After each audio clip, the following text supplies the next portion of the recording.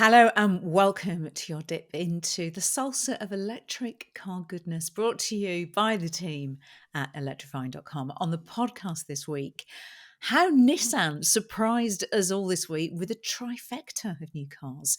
MG, well, they've been embracing spring because they've sprung a surprise on us.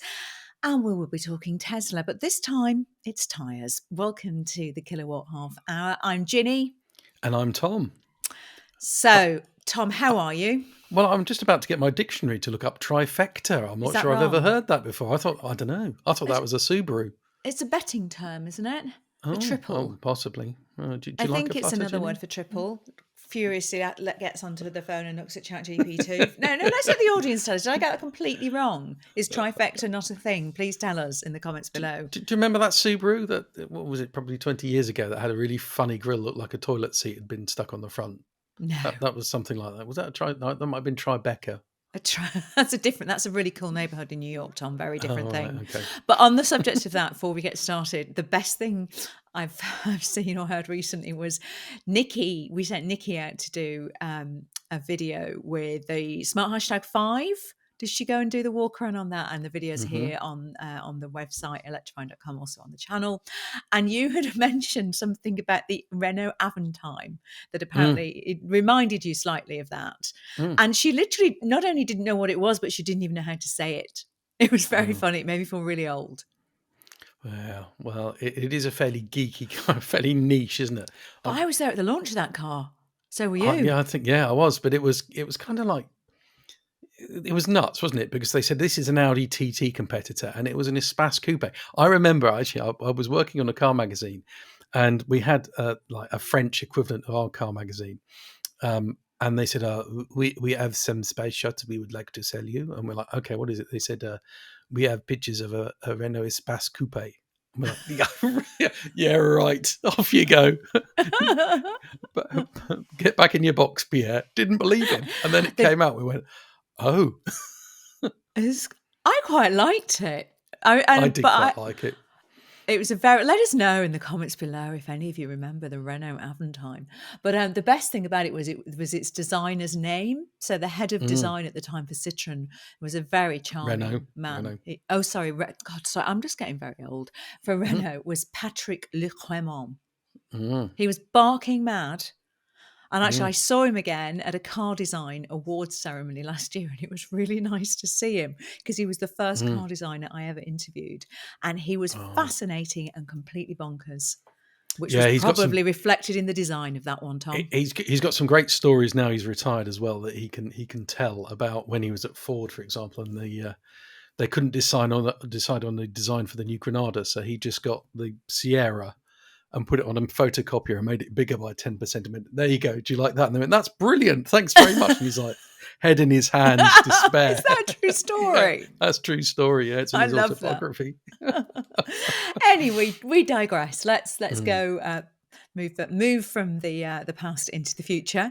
So let's look at what we've both been up to, and we've been driving. Actually, before we do that, I think you owe me money. You owe me money, Tom. So the Wi-Fi got... Fiver. Hello, Tom. £5, please. Yes, all right. So, in case you're wondering what we're on about, we were chatting about the luxury car tax last week, which of course has come into effect. April the 1st, it's going to start, but there was no reprieve for it in the budget. Yeah. We did wonder if the Chancellor was going to up the limit on that and perhaps give us all a little bit of a treat and extend the ridiculous limit, which is set at £40,000, which means that a Volkswagen ID3 is a luxury car, along with many others that are just not. And anyway, Tom and I had a bet. He thought she would. I thought she would. And I was right. So he owes me a £5. But the reason I thought that she would is because they said in the autumn statement that they were going to have a look at it and there would be an announcement at a future fiscal event. And you would have thought the one just before it was due to come in would have been the sensible fiscal event, but clearly not. There's part of me that feels that she's had quite a lot of other stuff to deal with fiscally since then, not least the fact that we're now facing the news of 25% import tariffs on cars going into the on sale in the US from the UK. So I suspect that now is at the bottom of her pile. But we did have a Mm. couple of questions in about this. So I know we normally do your comments at the end. I just thought we'd Mm. dive ahead to do these. And it was Paul Meyer.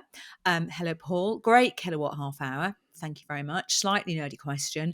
Is the luxury car tax £40,000 on the list, including or excluding VAT? If it includes VAT, then it is a tax on a tax, which is unreasonable. Well, we agree with that. Cannot see Rachel giving us anything back at the moment, but we can make the point.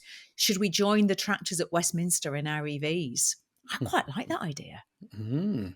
It is a Mm. tax on a tax. It is a tax on a tax, yeah. I Yeah, mean, or a road fund license, I suppose, but yeah. Tradewin 25 question on the electric car tax supplement. What if I buy a second-hand EV? Would this attract the supplement? How would I find out what the list price was 3 or 4 years ago? And you don't need to worry, do you, Tradewin? No, you don't need to worry because it's only from cars that are registered from April onwards. So, no, used stuff isn't affected at all, which is why everybody's rushing to register their electric cars before the end of March. So we should see some interesting figures come out next week when we see the sales figures for electric cars.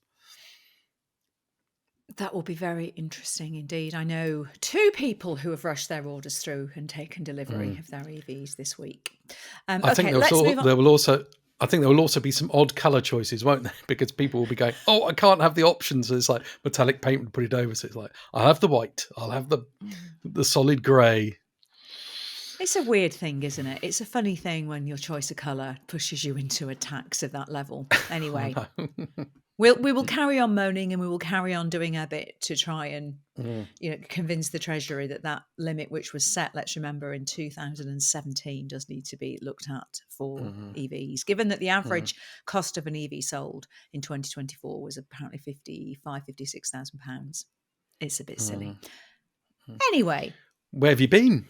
Where have I been? I can't tell you. I can tell you next week because it's oh no, I can't even tell you next week. Can't tell you for ages. It's under embargo where I've been. I've been to Italy to look at something. It was a bit chaotic, and that's all I can say. And I'll be able to talk about it in May. Can't talk about it until then, I'm afraid. So that's where I've been.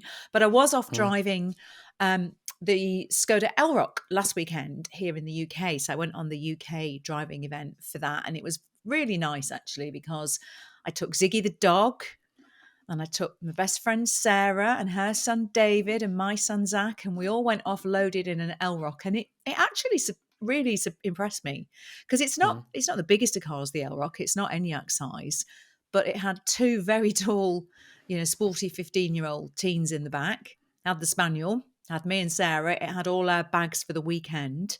And actually, efficiency on it, I thought was pretty good, given that we were mainly on the motorway. It was coming in at 3.6, And that you were driving. Yeah. and I know, I was in B mode a lot of the time. Actually, I'll have you know, it's terrible what you say about my driving. But yeah, it was 3.6 miles per kilowatt hour, which was giving about 215 miles. I was in the Elroq 60, which has got the 59 kilowatt hour battery, and should be about 258. Of course, we're not in the depths of winter, but it's still not it wasn't as warm as certainly it's been the last few days. And I thought that efficiency for a lot of motorway driving was great. But the thing that got me actually was just how nice it is to drive. And it's got that Skoda Elroqness about it, which is it's comfy and it's nice. And the ADAS systems, they're all easy to use and actually help you on your journey as opposed to distracting you. And I was getting running commentary from the boys in the back about the space. And I think when we had that car in and we did a test with the EV3 on a left-hand drive version, I think what struck us was how much space there is in the back, and there really is. I mean, these are tall boys, and they were loads of room in the back. They said it was really comfy. So yeah, it was good to drive on here, and I liked it when we drove the first one, which was the left-hand drive, and I liked it a lot more actually, having spent a few days in a right-hand drive. But you quite like that one as well, don't you? I do. I like the. I think it's interesting that people think electric cars are all going to drive the same because there's an electric motor and therefore there's no engine that makes a big difference to how a car feels. But if you look at the Volkswagen Group and the way that they've got what are basically the same components and made them feel different for different brands, so A Cupra will feel very different to the Skoda, and the Skoda's obviously going for comfort more than sportiness, at least not on the VRS models. And yeah, I think it's that car in particular just feels comfy. It's for old men like me. That's good. I just think it also makes a really good. It was a really good family car, and that was the interesting thing, to spend time in it with a load of other people last weekend. It was good. We've been talking about Skoda. We have had. We finally went to drive the Enyaq. So Nicola and Manos arrived at Heathrow last Friday in the early hours of the morning to go off and drive the revised Enyaq, only to find Heathrow was closed.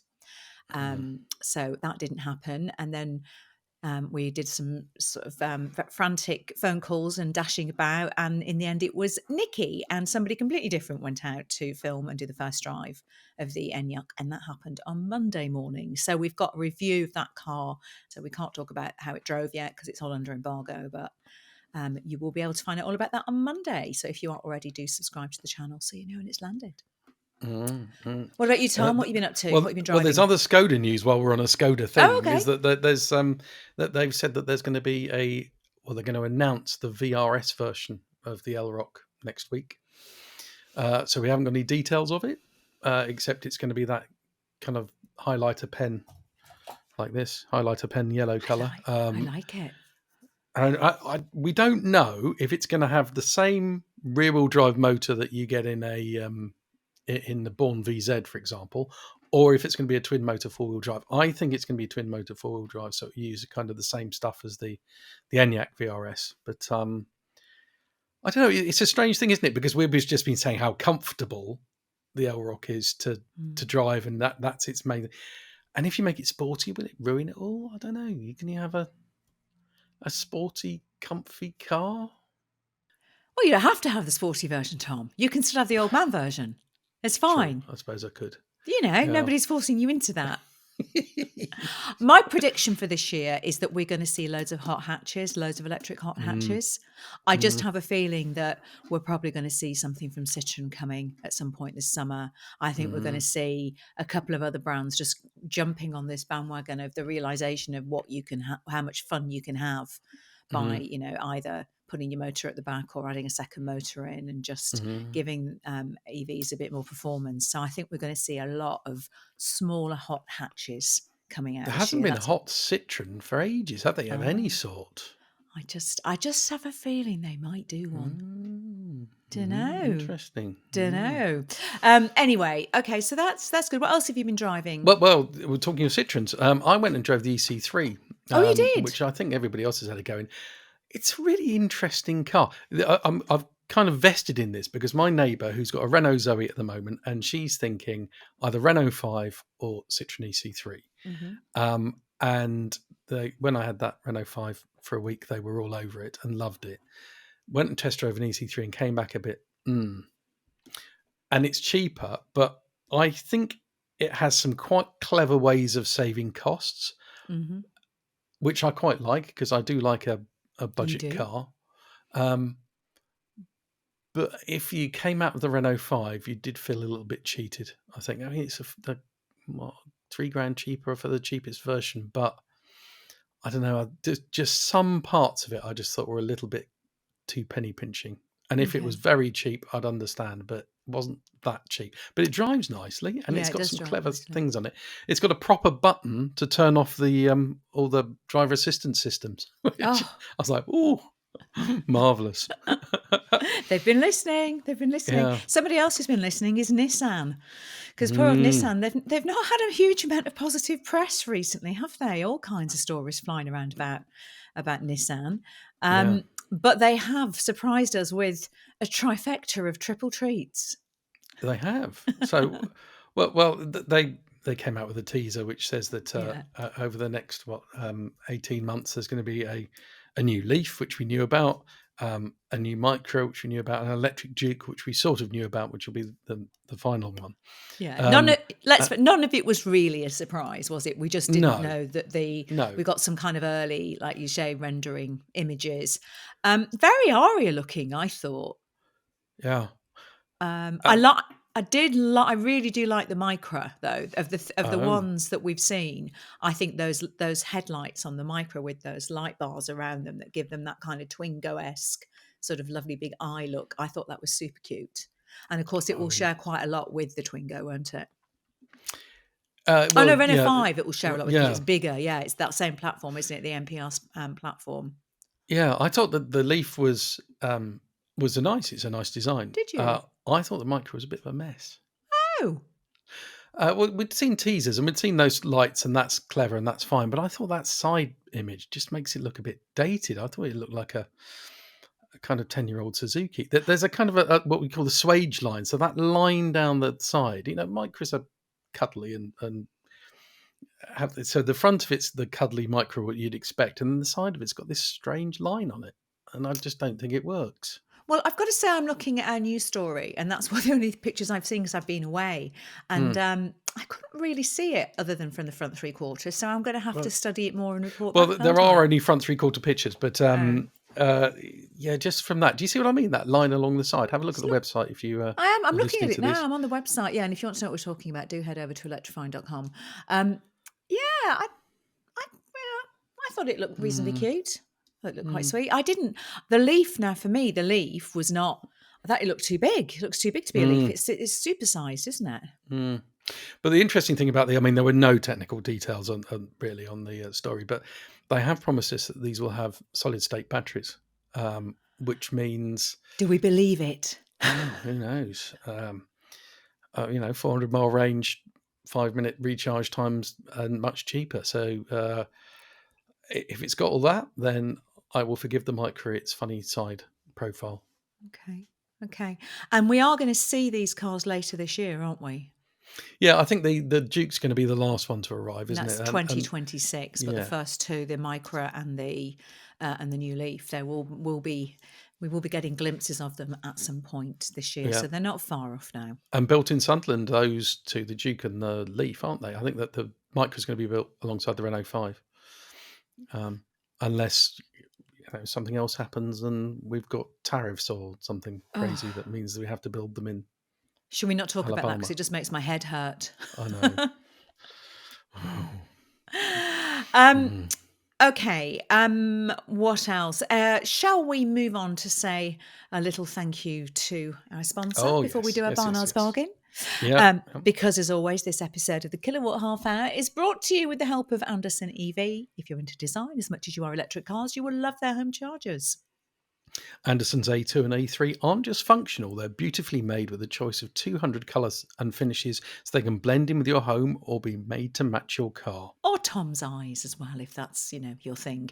No bulky boxes, just smart tech that looks great and works. And you can find them at anderson-ev.com. We had a brilliant message in this week from James, BB70. Hello, James.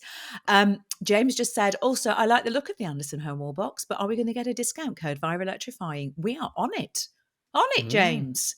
We'll mm, sort that one out for you. We'll report back on that in the coming weeks. It does look very nice, actually, particularly that one mm, we've got at the barn where it blends into mm, the black of the wood. Very nice. mm, mm. Okay, do you have a bargain for us this week, Tom?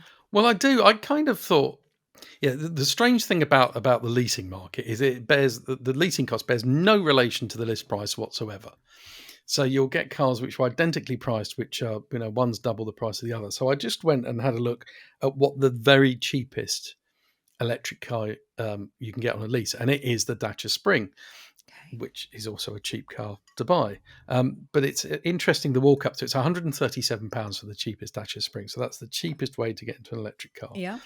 If you want the 65 with the more power, it's an extra tenner a month. Is that all? Yeah. But the poshest extreme, so at going up a trim level, is 154, which is only a few quid. But you start to think, oh, actually, 154 versus 137 is quite a lot going, just up for a few extra bits of kit. But then I looked at what's the next one, and unsurprising, it's a Citroen Ami. But a Citroen Ami is 216 quid a month, and you can get an MG4 for 221. So yeah, the Ami is what, £7,000, whereas the Spring's It's 14. 15,000. Yeah, yeah. Yeah. So it bears no relation. It's just very strange, and it can't even be depreciation because The AMI won't depreciate that much more in actual pound note terms. But then at the other end of the scale, there's a BMW i7, which is £101,000. And it's £667 a month with a £4,000 deposit, which is an awful lot of money, obviously. But you think if you drive one of those out the showroom, it depreciates more than the amount that you'd pay over those 3 years for the lease. So I don't really understand how it works. They must just get a huge discount. But you have to wait 6 to 12 months for it to be delivered. So it's not that they've got these cars in stock and they just want rid of them. They have to order them from the factory. So I don't understand the motor industry sometimes. How does that work? That's extraordinary. I mean, and there's not like is there a new i7 due? There isn't, is there? Well, maybe there will be in a year's time by the time you actually get your car. Maybe that's how they're doing it. They're just planning the production or something. But I mean, that's usually when we see on cars like that, the big discounts start to come, isn't it? When there's a big model update or a completely new version coming out. But I'm not aware. i7's probably due something, but that does seem an extraordinary amount of money. I mean, And as you said, if you're a business user and you're getting, salary sacrifice or, benefit in kind, then that's I mean, there'll be people going £27,000 for 3 years of using a car. That's ridiculous. My car costs £200 or whatever it is. But I don't know if you're like a chauffeur, for example, and you're doing a Heathrow run. That's nothing because you'll get £100 per trip, won't you? So this is a probably quite a cheap car for doing that sort of thing. Okie doke, very interesting. While we're here, should we just talk about MG as well? Because I think you brought MG up as one of the. Because you bring it up as a comparison to the daftest MG4. So MG4 was £221 a month. Yeah. Okay. We kind of knew this car was coming, the MG. S5 EV, didn't we? But suddenly we had a launch and it was here. We haven't really seen it. You and I saw it before Christmas last year at an event it was a private MG event that we both went to, and we had an early look at it, and we kind of assumed we'd see it again, but suddenly there it was, and we sent Nicola off to drive it this week, and you were getting very excited when you were looking at the figures on that, weren't you? Well, yeah, I think.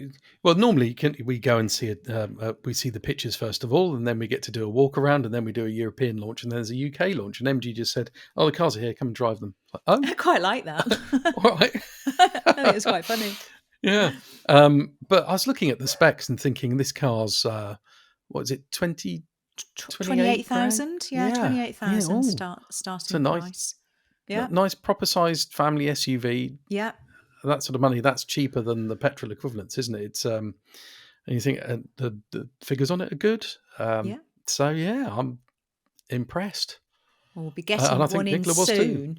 Yeah. Why don't you tell us? You can either drop us an email at podcast@electrifying.com, or you can let us know in the comments below and tell us what you'd like to see the MG S5 up against. Because I think it is a tricky one, isn't it? I mean, 28 grand, that's up against, that's cheaper than a Vauxhall Corsa. Yeah. But then you've got, in terms of size, it's the same as an Elroq and things, but it's possibly a bit too inexpensive. I mean, you could have the top spec MG and a bottom spec EV3 or something. I think that's what you'd have to do, really. Or you compare like for like with the price differentiation. Yeah, you know what I'm trying to say there. It has been a long week.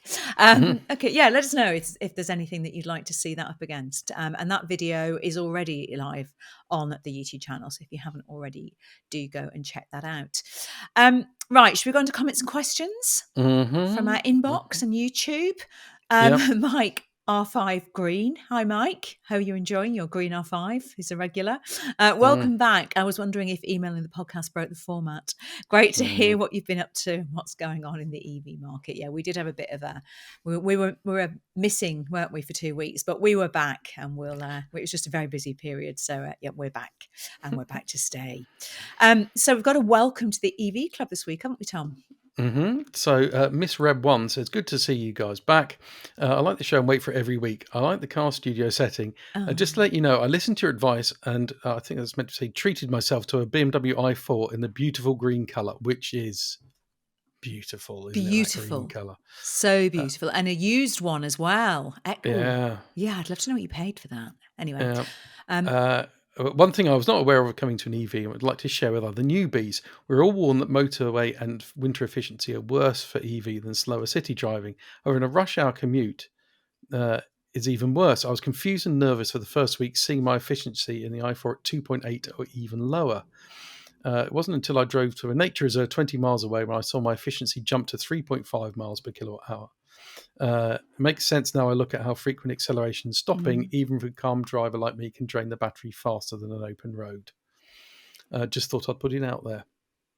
So Yeah. interesting, isn't it? Yeah, so I suppose it's just having the heater on. If you're sat in traffic, it's the heater that's going to be using most of the energy, isn't it? The heater I does guess. use a lot of energy. And, yeah, it's not, it's interesting that, isn't it? Because I haven't noticed that personally.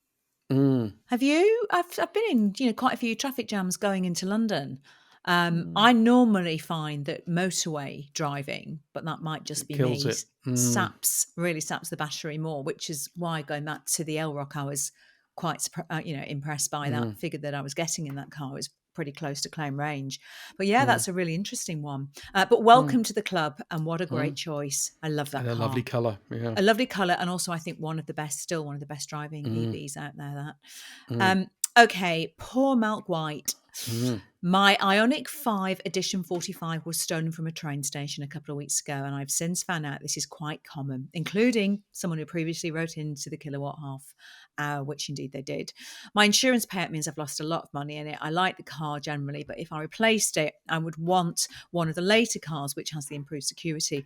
Do you think Hyundai should be helping out all customers like me who've been the victim of crime because of their poor security systems? I wrote to the MD, but got a stock response, so I guess I'll have to look elsewhere. Any ideas?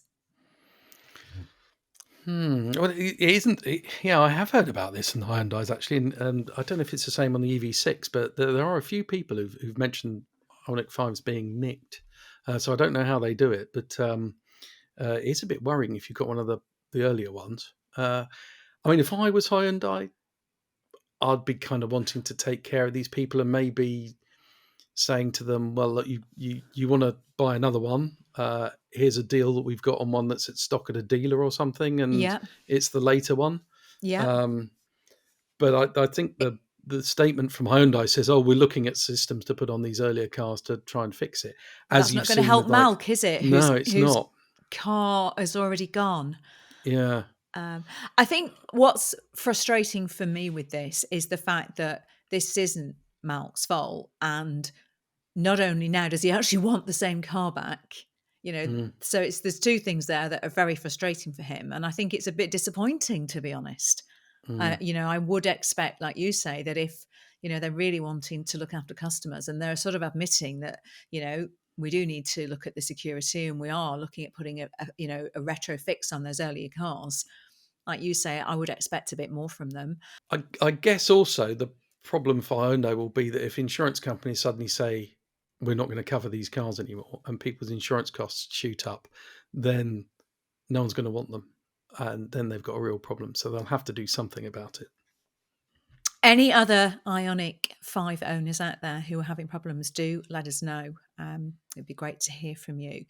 Okay, comfy car comments. This is relating back to last week where we had somebody asking for cars that would leave them feeling as refreshed at the end of the journey, and that some cars are better at doing that than others. So we've had quite a few suggestions in.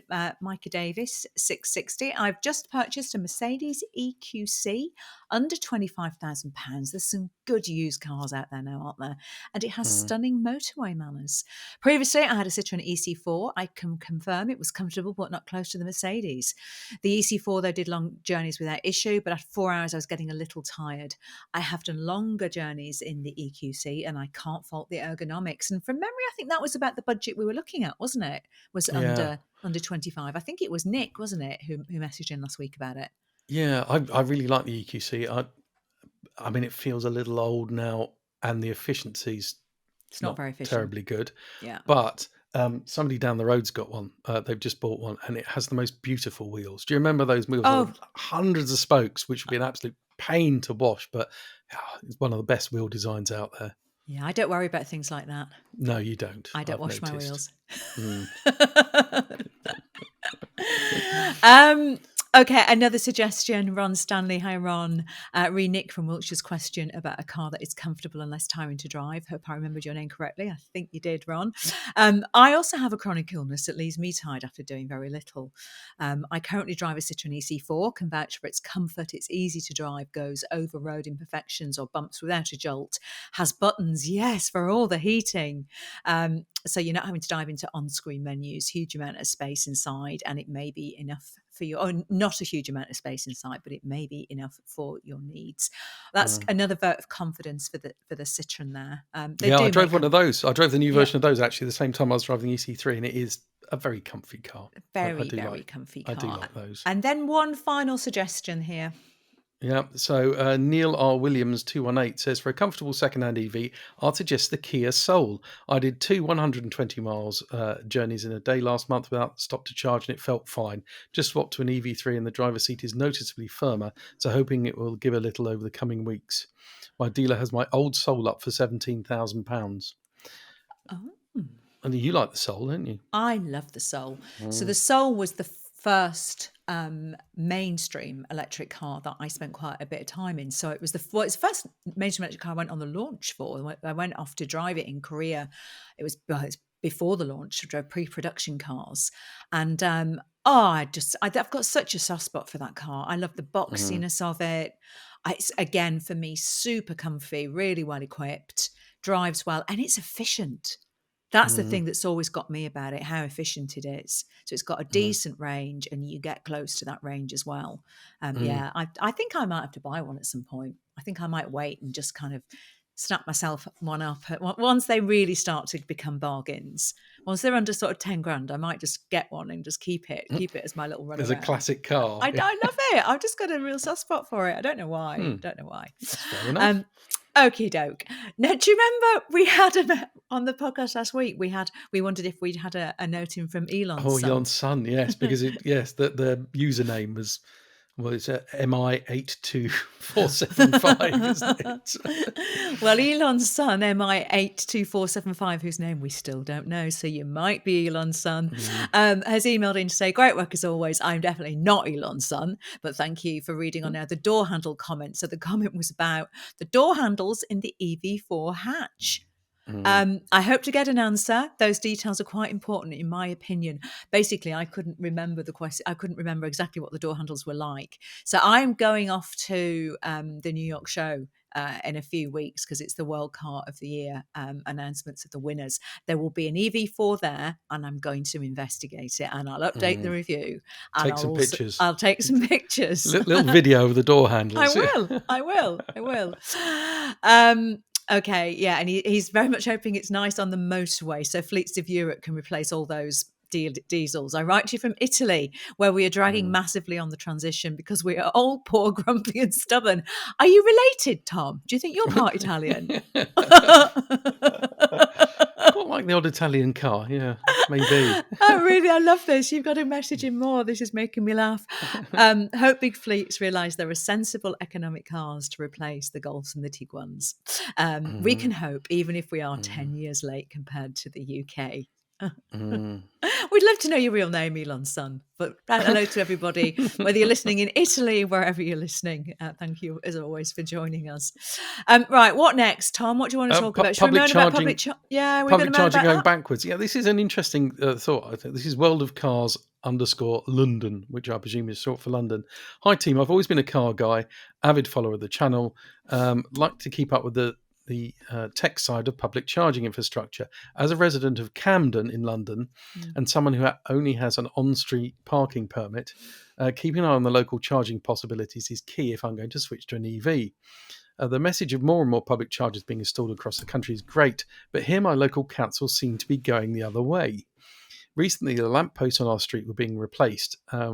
With some Shell chargers already, I thought, great, there's more coming, but they've all been removed. Oh. Now we're left with just 4 or 5 Source London 22 kilowatt chargers for ours and the next street, and there are around 2,000 homes. Come on, Camden, what's going on? This is an interesting thing, isn't it? That there is this infrastructure which I don't know if it's not being used, and that's why they've gone this route and taken them all out, because people now have bigger batteries and better range, so they just feel they don't need to plug in every night. Is this specifically the lamppost charging that you're Yeah, thinking about? I yeah, mean, I know that anecdotally, I've heard from people that they have been fairly unreliable. A lot of those units in London, which has potentially perhaps been an issue. I don't know. I mean, we'll do some digging actually and find out mm, why they were removed. And it is a really big challenge because we talk a lot about the infrastructure in London actually being very good. And if you look at the stats, London and the southeast has most of the charging infrastructure that that more than any other area in the country. mm, And there's actually still more charging in Westminster than there is in Manchester and Liverpool combined. And I mm, do wonder if that perhaps because there's so much in Westminster, there's this kind of myth that actually London is really well equipped. But I used to live in Camden for a long time, and it's hard enough finding a parking space there. mm, So finding a place to charge, and this does mm, lead me to this thing that we talk about a lot, Tom, which is what is the answer for people that can't charge at home? And I mm, know we've had some messages about this that we'll come on to. But I think now what we're looking at these cars with, 400 miles of range that are coming in, the answer is probably going to be going to places like Westfield, for example, in London, or, there's a great shopping centre I use in Oxford a lot, and there'll be lots around the country where you can charge whilst you do your supermarket shop and you mm, top up once a week. And I think that is going to have to increasingly become an answer for people who can't charge at home. mm, mm. And maybe there's just this problem with parking, and if you can't find a space, then you don't give up. So the chargers weren't being used, and therefore they just thought, well, these aren't worthwhile. Yeah, we'll try and do a bit of digging. I'll have a chat with Camden and we'll find out what's going on. Mm, Okay, Dave Tech has messaged. I'm researching into getting an electric car. I live in a flat, no chance of home charging. Still want to do this, but my question is about charging costs. If I had a home charger, I could get a cheap overnight rate of around 7 pence per hour. Now, I was wondering if I could ask my energy supplier for a prepaid card or an app that I could use at a local public charger at that rate for the 5 or 6 hours I would do overnight. That's clever. It would be popular and would get more people who have no home parking to take the plunge. Your thoughts mm, would be greatly appreciated.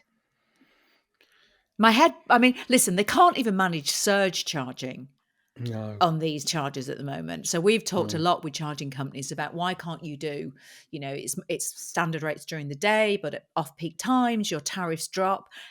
The mm, technology on chargers to manage that is not really in place. mm. So this, don't know, Some does of it them, sound too some of them do complicated? have peak charging, don't they? They have peak charge, so they charge you more at certain times on those public charges already. Think Source London has that, where you have to But pay more, but not many in the, no, it's and still certainly pretty not rare. seven I mean, I, p. no, Mm, that sounds a very sensible idea, but perhaps a bit too complex to instigate. yeah. Well, I think these things will come, and they'll have time of use charging and different rates for different times of day. I think that will quite quickly come. I mean, even if you look at Tesla charging, the prices of that, if you're a Tesla member and you pay per month, or you actually own a Tesla, then Yeah. off peak charging's cheaper than charging at home now. It's 24p a kilowatt. So yeah, these things will come, and there are ways of getting reasonable rates if you have to charge at public charges rather than at home. Yeah, and one of the good things that the government could, of course, do is reduce the VAT on public charging, which still lies at 20% as opposed to just 5% on your home energy bills. So that would be very helpful if anybody Mm. is listening from the government, but I doubt they are. Okay, should we take a couple of final ones? Hmm. Jack Byron 2149. In your last episode, you talked about buying a used Polestar 2. It's on my potential list. My hesitation has been that it doesn't have dedicated EV architecture. My thinking is a ground up EV would be better for owning than leasing. Am I overrating the importance benefits of this? Thanks for your time.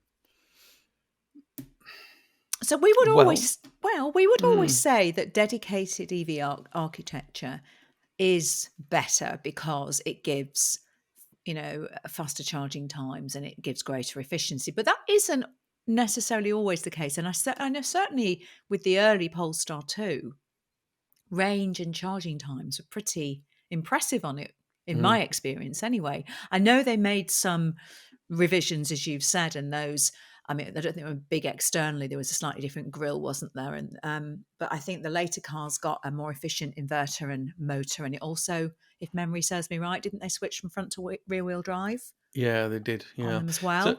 But yeah, I think there are always compromises if you have a car which isn't a dedicated EV, but it's mainly around the packaging, isn't it? So that, yeah, the BMW i4 that we were talking about earlier yes, exactly.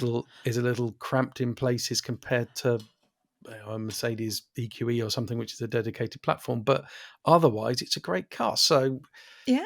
I think as long as you don't need that space, I don't really see any issue.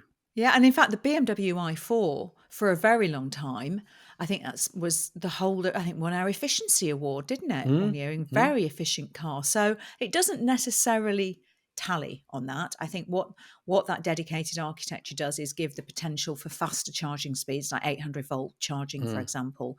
But again, from memory, I think the Polestar 2 has a fairly good charging curve. mm, I think the charging time on that, I think I'm pretty sure that it's 10 to 80% will stay mm, around sort of 9500 kilowatts if you mm, average it out over that period. So again, pretty quick charging on that. So yeah, I wouldn't be put off. Let us mm, know if you take the plunge. Great car, mm, really good car. mm. Okay, let's end on Fu- some fu- silliness. some silliness. You can do the first one. Okay, I don't know what to do with this one. Alan Nielsen, 5308. Tom, thank you. You are always positive and beautiful and a beautiful lady. Thank you. You have also been objective. Tom, you are a Mm. beautiful lady. Thank you. I wonder if Alan Nielsen is a bot. Do you think Alan Nielsen might be? I think so. Why do we get bots and how do we stop them? I don't I know. find them quite amusing. I Well, don't. I don't. they always seem to Uh, compliment you on your beautiful face and your beautiful blue eyes. So yeah, yeah, no, they're obviously human. Obviously human. keep the bot compliments coming for Tom, please. And Helipeak 2736, who I don't think is a bot, says the Toyota CHR Plus sounds like a strong version of a patch prescribed to assist with hormonal It symptoms. so does. It sounds like. Oh, that's making me laugh so much. That's my answer. Just need to drive around in a Toyota, and I won't keep forgetting things like I've done throughout this whole episode. That wasn't the Honda HRV was nicknamed the hormone replacement vehicle because it was bought by women of a certain age. Stop it. Stop it, It wasn't me. Tom. Wasn't me. I'm Okay. just saying Okay. what You're a what was. beautiful lady. Stop it. Ah, dear. And on that note, we shall Mhm. leave you. Wish you a very happy week. And say, of course, please do let us know if you've got any car buying questions. You can email podcast@electrifying.com or you can put them in the comments below. And let us know if you want to compliment Tom. They're gratefully received. See you next time. Bye Bye. bye.